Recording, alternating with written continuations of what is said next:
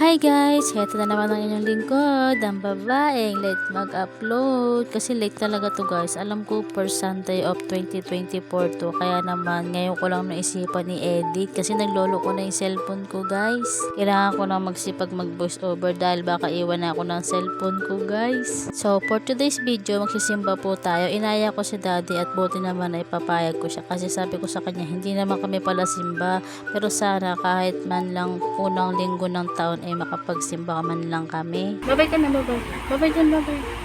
Babay. Babay. Blowing at this.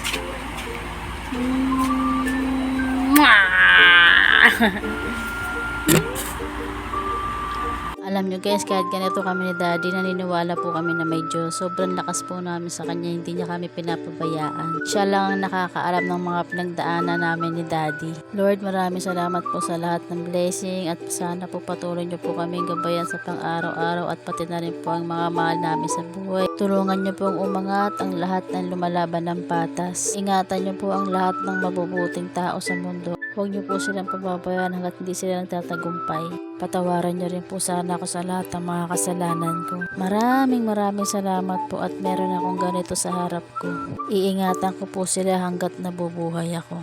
Hanggang dito na lang po. Amen. Hanggang dito na lang. Maraming salamat po sa panonood. Sana may magandang mangyari sa inyo. Spread love and good vibes. Bye-bye!